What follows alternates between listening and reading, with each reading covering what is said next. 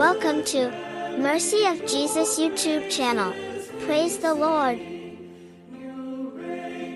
இன்றைய நாளுக்கான தேவ வசனம்.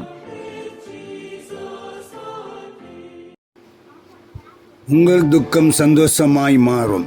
மார்க்கு 5ஆம் அதிகாரம் வசனம் 25-35.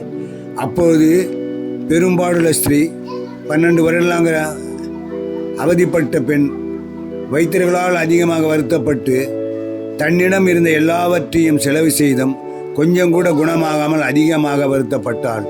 இயேசுவை பற்றி கேள்விப்பட்டு நான் அவரை பார்க்க வேண்டும் என்று விசுவாசித்தாள். நான் அவருடைய வஸ்திரத்தை தொட்டால் சுகம் கிடைக்கும் என்று எண்ணினாள். பின்னால் வந்து அவருடைய வஸ்திரத்தை தொட்டால் அவளுக்கு இருந்த வல்லமை பெற்றுக்கொண்டாள், சுகம் பெற்றாள். ஆமீன். பெரும்பாடுள்ள ஸ்திரீ எல்லாவற்றையும் இழந்து தேவனை நோக்கி அவர் வருகிறதை கேள்விப்பட்டு அவருடைய வஸ்திரத்தின் ஓரத்தை தொட்டால் சுகம் கிடைக்கும் என்று விசுவாசித்தாள். ஆண்டவரிடத்தில் வந்து அவர் பின்னாடி தொட்டவுடன் விசுவாசத்தோடு சுகம் கிடைக்கப்பட்டது. விசுவாசத்தோடு பேசினால், சொல்லி அறிக்கை செய்தால், செயல்பட்டால் உடன் வஸ்திரத்தின் தூறல் நின்று போயிற்று. 12 வருடம் பெரும்பாடுள்ள ஸ்திரீ சுகம் பெறுதல். தேவனுக்கு முன்பாக சாட்சியாக வாழ்ந்தாள்.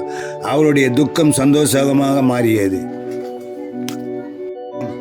பரலோகத்தில் வாசம் செய்யும் எங்கள் பரம தகப்பனே, இந்த நாளில் ஆண்டவர் நாங்கள் ஜெபிக்கிறோம் கர்த்தாவே.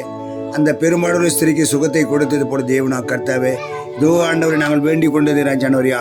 பாராளுமன்றத்தில்ப்பா புதிய தலைவர்களை ராஜாணி உருவாக்குமாப்பா. மது போதைக்கு அடிமையாக இருக்கிறவர்களை பழக்கத்திலிருந்து விடுதலை பெற வேண்டுமாப்பா.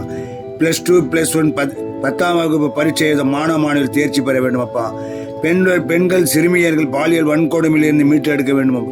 தமிழகம் முழுவதும் அமைதியான இடமாக மாற வேண்டும். ஆண்டவரே, இவைகள் எல்லாம் தேவனா கர்த்தாவே, நீர் ஏற்று எங்களுடைய விண்ணப்பங்கள் பதில் தரக்கூடியவராய் தந்து கொண்டு இருப்பதற்கு ராஜா நன்றி ஆண்டவரே. ஆமீன், ஆமீன், ஆமீன்.